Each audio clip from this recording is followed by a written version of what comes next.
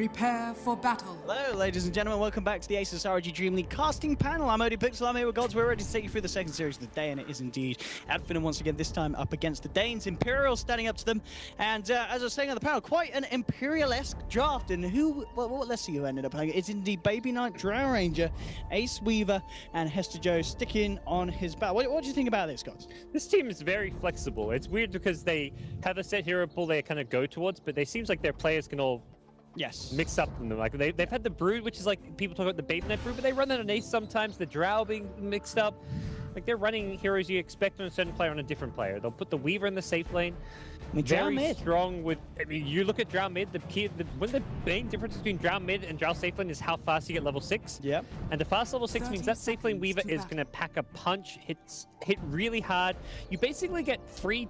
All you need to do is buy the Blightstone, and you basically have a Desolator. Like for 300 gold, you have a Desolator as a Weaver when you have Drow on your team. So it's a really tough hero to verse. As Finem matches up very well against the Lifestealer as well. They've got okay control for it with the Night Stalker pick. That's definitely going to help out a little bit against the Weaver, but I still feel like this is a game where Weaver could just go off. The battle begins. Okay, so I hope indeed by sounds of it from you in Imperial's lineup. I mean, the thing I'm worried about for them is the fact that it is Thug on the OD. We saw how well he could play that in game one. It's one of his heroes indeed. And then the fact that it is Baby Knight running the Drow mid. I mean, this is something that we just don't see teams doing. If they're picking a Drow, they put it in the safe lane, they have it with protection. Why is that? Why do we not see Drow in the mid lane as much? As you said, the bonus is you get the levels quicker, but what's the weakness? Weakness is you don't really do a whole lot. You don't push the lane very fast, you don't control runes, there's a lot of matchups you don't do well in, you might just straight up lose. So I think the hero isn't particularly great. Normally it's like a plan B for if like, oh, the lane might get contested, let's run Drow mid, and that's exactly what's happening up top. It's a contested lane. Hester Joe being tri-laned. He'll get out alive though. Rise helping him out at the top lane with a Nightmare. And it does end up being an okay laning setup with Weaver in the off lane getting some farm and pressuring Madara's lane. Finem will be forced to bring their supports back bottom to help secure Madara any kind of farm. I mean, this is a combo that we don't see a lot of, but it's pretty scary. The whole kind of Shikuchi, Aphotic Shield combination of Bad and Weaver, it's got a lot of potential, especially if you can catch Madara when he hasn't got the rage up. It feels like it's going to be hard for this Lifestealer to lane against. Yep. Absolutely. It's not going to be an easy fun lane for him. Weaver, I would expect Ace to pick up that Blightstone as soon as possible just to help continue that laning dominance over it. And they have a lot of just aggressive potential here. It does look like the lanes are going to switch up a bit as the supports start getting a bit more active in terms of Finem's side. They've had the Bounty rotating towards mid, the Witch Doctor towards bottom. And I think they recognize that this Drow mid is perhaps one of the weak points of the Imperial laning stage, so they're trying to exploit that with the Bounty Hunter's presence. And already is, yeah. As you said, Thug having the better time in the mid lane. And in the jungle, Naya and Ace actually coming across as Witch Doctor actually managed to pull some of the creeps over to this camp. This is a big, nice little double pull. Yes. Getting it all the way through. Ace making the rotation all the way over just to come and basically secure that farm and experience. But what this means is that the lane XP farm is not really being contested with the Lifestealer, and also CS is just being lost. He's actually denying the wave as well. So nicely played by Finem to use their pools. And this is how you deal with an aggressive lane like an Abaddon Weaver, is you just don't fight them. You play the economy game, you pull, you stack, you deny farm from them to make sure that they can't win this lane as hard as they otherwise would. No, he's actually playing around with Spartan. Spartan could be in trouble. Yes. I mean, they're coming in, he's got a point in Voodoo Restoration. Looks like he's going to be alright. Ace not feeling like diving today. Shikuchi was still on cooldown. Again, just coming in, putting some pressure onto Madara. Up on the top lane, and Finem trying to go in. Skylark was moving forward with MNT, but a Nightmare from Rise holds back the bounty. Bottom lane. Madara certainly got his work cut out. A couple of Aphotic Shields there blasting in his face. And Spartan kind of emptying his tank of mana to keep Madara topped up and available to stick in the lane. Top lane though, MNT chased down. Hester Joe to pick up first blood. Quickly in response though, Skylark will void down the Bane. So a 1-for-1 trade, but obviously Imperial taking the lead there. Hester Joe getting first blood on his back. Yeah. Worth it in the end. Imperial getting the safe lane core of the First Blood, making that 1-for-1 trade just fine for them. Definitely some concerns about this mid lane with Drow having half the CS of the OD. Does have at least some decent experience as far as progressing to that fast level 6, so We'll see whether or not that can win them the other side lanes, because ideally you want to win the side lanes with how the Drow gives them this bonus damage, but bottom lane, that's definitely not happening. Oh yeah, he's got one shield.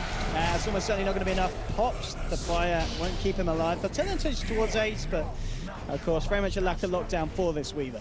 Yeah, we'll try and bully MNT a little bit on his bounty hunter, but I'm not sure this is a battle Ace necessarily will win.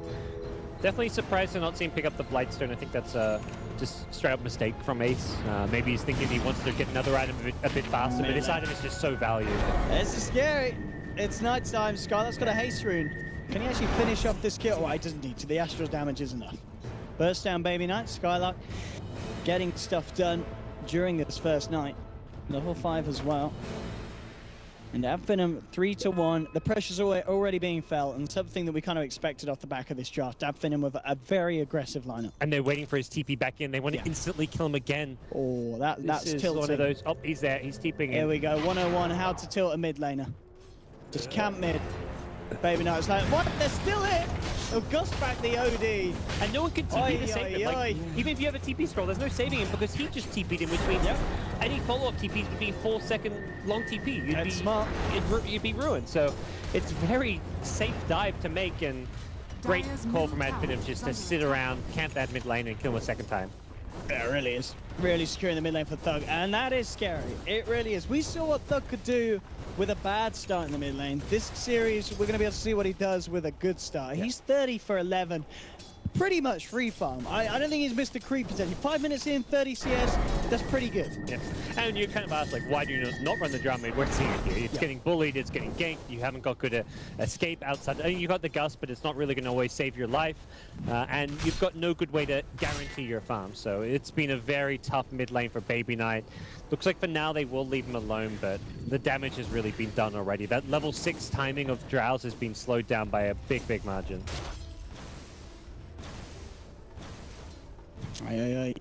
Bottom lane as well, 17 for 2. Certainly not the start that Madara was hoping for. So where Thug may be having the edge, Lifestealer certainly is paying for the fact that this bottom lane has a lot of pressure put on by Ace and Noya, as we've seen with the Weaver Abaddon. He's just going to bring out some regen, it looks like. Tango Salve, boots and the Blightstone. Poor old Baby Knight. This time a TP will be coming through. They're a little bit scared, a little bit aware, and Noya can turn it around with a Photic Shield or two.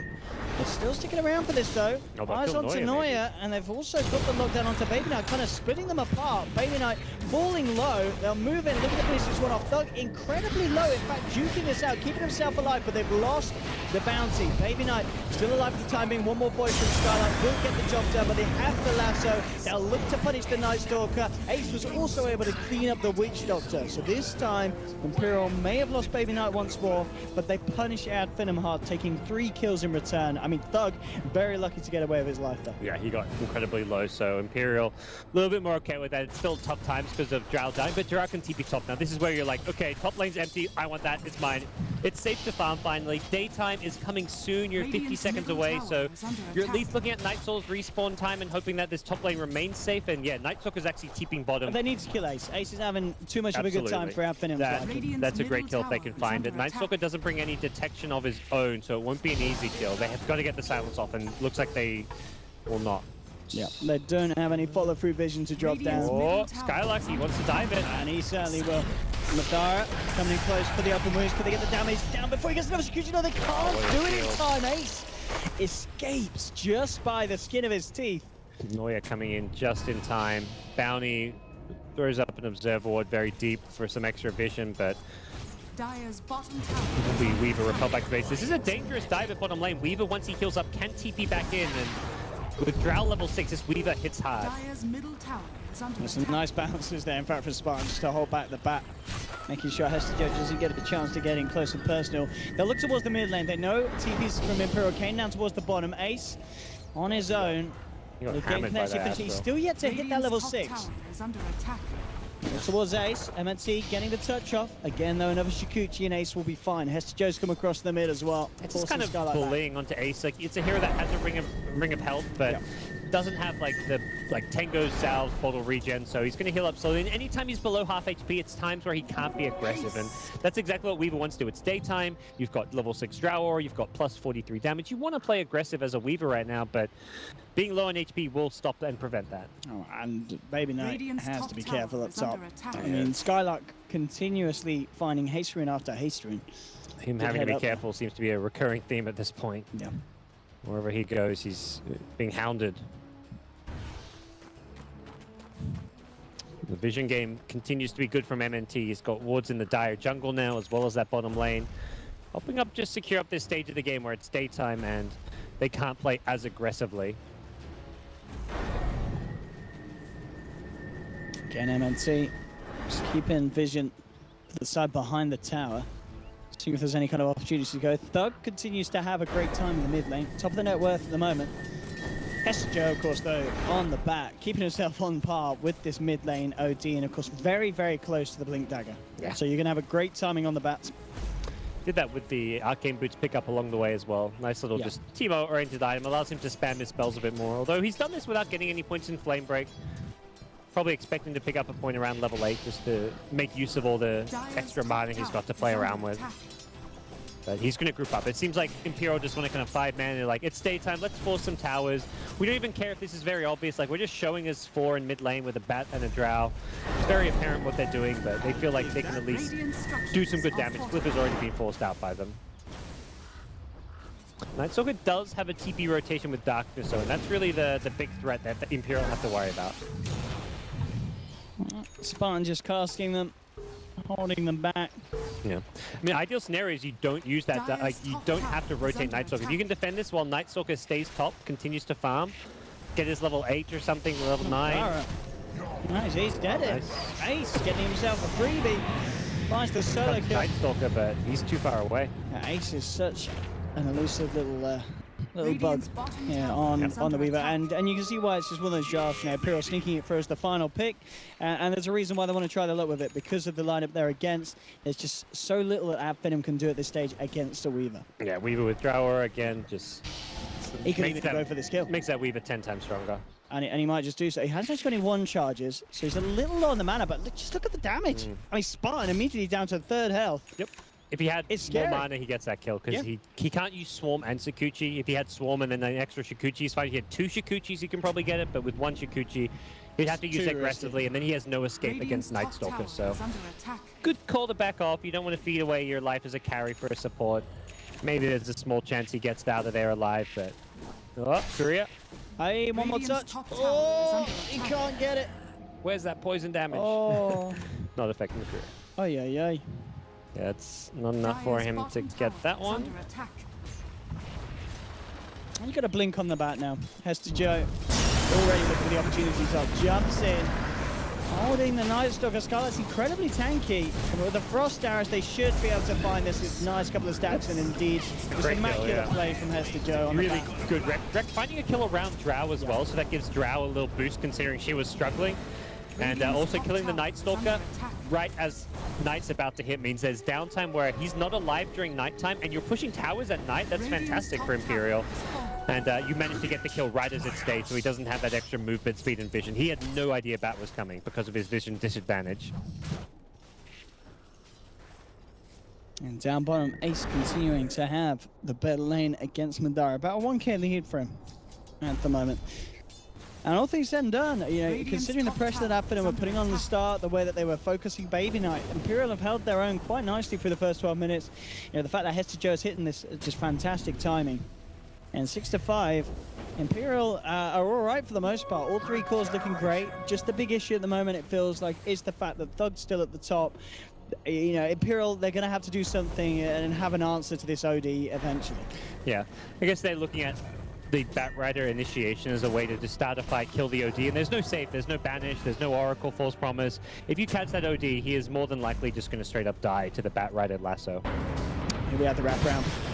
looking to go on silence onto Drow. On the back, has to goes around though, comes with a flame break. They've got the full 5-man here on our Finem. Open was from Madara onto the bat, but he has the lasso holding Madara in place. They're turning towards Ace, but Ace scooching around, takes down the Witch Doctor. Madara falling low as well. He'll be defensively Astro. After trying to do their best to force the fight away from Madara, keeping him alive. But Noya comes in with the ult, chasing down Madara. Baby Knight turns his attention towards Skylight. They start to stack up the sticky napalm, but Hester Joe low on mana. He's lost Bane. It's a 1-for-1 at the moment. They'll drop Sanity's Doug moving forward. Oh, it's a good Astral as well. Burst down Ace. They take down Baby Knight. They're getting themselves some track kills out of this one as well. Doug trying to get away. The Bugs are chomping him down. The Aquatic Shield will be there to finish him off. But Advenum do find the Abaddon as well. So I think at the end of all of that, it kind of ends up as a 4-for-2 trade. And of course, that trade, very tasty for Advenum because they were getting the track kills out. Yeah, with the track, that's a big win for them. It was starting to swing Imperial's way until that Sanity's Eclipse came in to kill the Weaver. That Weaver was about to just kill everyone, it felt like. He had no answer to him. He lost some of his mana pool there, took a lot of damage from the OD ultimate, and that was really what shut him down and prevented him from getting more out of that fight. So, well played by Thug. Oh. He blinks in, but the car still follows you, as well as getting tracked up, so... Yeah, they lassoed the lifesteal there, but they just didn't have the damage. It was nice because it was during his raid, so it helped out Baby Knight not take any damage, but it also just meant they weren't getting that kill. Unfortunately, Imperial needed the actual damage output to find some of those kills. Fiend Script not being used as well. They've got great BKB piercing disables in the Fiend Script and the lasso to fight the Lifestealer, even a BKB OD later on. A lot of physical damage between the Drow and the Weaver. It's definitely a lineup that should be able to shut down a Lifestealer pretty well. And look at this, you know, with the side Ace already coming in, getting eyes on what's going on the back lines of Advenum. Just onto the Witch Doctor, forcing him to spine. He gets the boot around, wants to stick charge, one more touch, though he'll take the kill Ace. Look at the lasso onto Madara. They're looking for a second, they'll get it. They commit the Fiend's Grip as well to make sure there's no chance the Madara slips away. Ace picks up a double kill, and Imperial taking these fights. They might be into Roche. Nicer and nicer. Roche is definitely possible for them. It's more if they want to prioritize getting a kill on the tier 1 tower, but looks like they're just going to scan to make sure no one's around and then, yeah, pop themselves into the Roche pit for that easy peasy Roche. I mean, there's a bit of time left on the nighttime period. Nightstalker will head his way over there, but just the speed that they're taking this. I mean, Skylark comes in, it feels like it'll be a bit of a death commitment. As indeed, yeah, Roche down, Imperial to take it. Ace with an Aegis as well. His game going to continue to get easier and easier on the Weaver. 5-1-2. He's picking up the farm. He's getting the kills in these fights. And this game looking to be quite close indeed. 60 minutes in, 10 for 9. Doug still at the top, but it is the fact that across the board, Imperial have those 3 cores, all just in a slightly better place. Doug, he's going to go for the age-old counter, just TPing the hell away from that Weaver. And it works. Rise wasn't quite close enough to get the Nightmare out. No problem at all. No Lincolns for some time on Weaver still, it feels like. That's a bit of a ways to go to complete that one. As we'll see what Imperial will look to do with this Aegis. I imagine ideally they're looking to just keep finding pickoffs using the Batrider. He's going to have a 4-staff soon. Also just 5-man sieging towers. Like, yeah, you've got no Lincolns on Weaver, but you're still very strong when you're 5-manning and taking objectives. Middle tower falling low, but Imperial there to hold. It'll be very interesting to see how these drafts match up. The Night Stalker is a really good pick against the Bat once you get the Ag Scepter up, because you can always see him initiating over the tree line. But at the same time, the Abaddon pick is really good against that same Night Stalker pick when you're trying to use the silence and the disable to try and lock down people like the Weaver, the Drow, the Batrider himself. Having that Aquatic Shield can be very influential as this game goes on. Is that a triple smoke purchase? Yep, I think that was Imperial saying, yeah, we've got these smokes, right? They're pretty good out here. It's really nice because they haven't needed them that badly up until now, but now they're at that stage where, if anything, saving smokes for late game is great against the Night Stalker because you need to have a smoke advantage to initiate on him once he has Ag. So it's not too bad that they haven't been using smokes, and they've been holding their own just fine. So obviously smokes haven't been a necessary piece of the puzzle for them. That will likely change though as they enter this stage of the game with an Aegis. You want to find smokes for pickoffs. Ace has found 3 though. Yeah, and he's got a DD route. He's going to try for it, but Skylar picking it out. So we'll one track out. The drop down. Very nice Death Ball for Spartan. Doing intense damage, but they've lost 2 on the side of Finem. Lasso up onto Madara. They're controlling them perfectly. They may have lost the Bane, but they're making Finem pay as a triple kill for Ace is picked up, and he may not be done yet. They're looking towards Skylark. They'll take him as well. Imperial finding 4. Ace with a double damage rune just demolished them. He ran into those trees, scouted out 3 heroes, plus, well, there was Infested Weave. He doesn't know that right away. He probably had a pretty good idea of it. He went for the OD, probably could have gone for the Witch Doctor first if he wanted to stop that Death Ward, but going for the OD, in my mind, much better play because Thug did nothing that fight. He was just looking around like, what do I do? This Weaver's killing me. He's got beetles on me. I can't run. Ace now wants to feel high ground. Dude, he wants to die. Yeah. He's ready to go. He's got ages. Why not? He's got time left. He's looking for MNC. He won't find him there with the Germinate attack. Well, Astro there. Immediately timed that. Trying to get out, but he's been trapped. Yeah, pretty deep from him. Perhaps a bit too deep as he'll try and disengage here. Yeah, he'll get himself out. Keep himself safe. But it certainly feels like we're just seeing... we saw VP do this in the playoffs, just where a draft warrants it, a 5th pick Weaver, regardless of what position you run it in, can be incredibly hard to deal with. Yeah, Ace is really the hero of this fight. With a double damage rune, that is just insane how much right-click damage he has here. I mean, Spartan as well hits the best, a fantastic death. And that cast even, that was a perfect two-hero cast.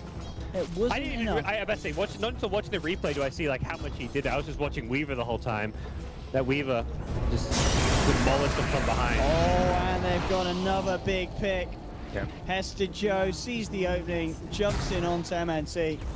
And 50 to Imperial are looking pretty hot. Good control, just finding the heroes they need. That was without even a gem of any kind. I imagine gem is probably next on the menu for the Bat Rider. Imperial are at that stage where they can just 5-man snowball and take every tower of the map. It starts to get... I mean, we saw last game. This is like comfort bread from, oh, we lost the early game. Oh, whatever. This is fine. I mean, Fogg even joked about it during the qualifiers where they would always lose the laning stage. It wasn't until we saw the playoffs with Advenim where they actually started winning laning stage. But this feels more like the old Advenim. Lose laning stage, then win the mid to late game. But they have to do that mid to late game now. With an Axe completed on Skylark, it gets a whole lot easier to take these mid-game fights. So that's going to be the key tool for the Greek side. Yeah, I guess this is a tool that's going to make a world of difference when it comes to high-ground defense. You know, limiting the vision of Imperial when they're trying to push up. It's going to make it a lot harder when they go for that. But for the time being, Imperial are just looking to find pickoffs out on the map. And they may find something top. At the moment, Madara very up close there. to them. Yeah, both of the cores, in fact. There was a dire ward on that hill, but because of the darkness from Night Stalker, it was giving like no vision. They couldn't find anything. Estejo still nearby. Oh, got the lasso on top. Yes, indeed, he's found one. Thug.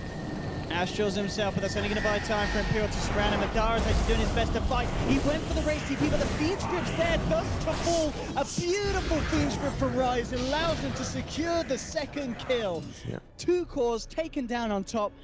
Imperial lose nothing.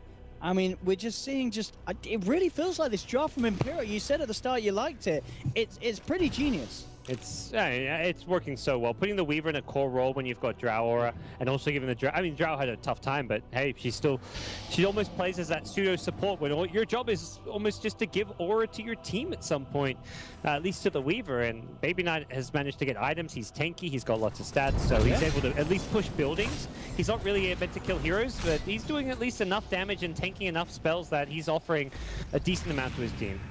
And Weaver with Lincoln's Dragonlance is going to be a big problem as far as these next couple of fights go. It'll be interesting to see.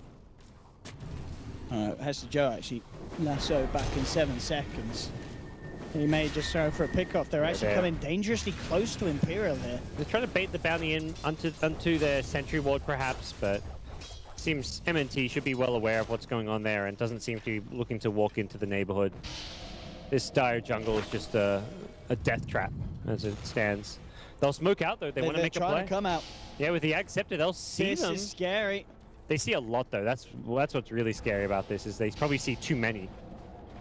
They may just feel like they're desperate and have to go for a fight. Already Ace is coming around. He's got the smoke, throws out the bugs. There we have a beautiful gust onto multiple heroes. Witch Doctor down. Thug already falling low. It's a double kill for Ace. And they're not done. They're looking for more. Madara has to rage. Get the hell out of there. But the frost arrows are there. And it's GG well played. It's all too much. The 5th pick Weaver shredding out Finem to pieces.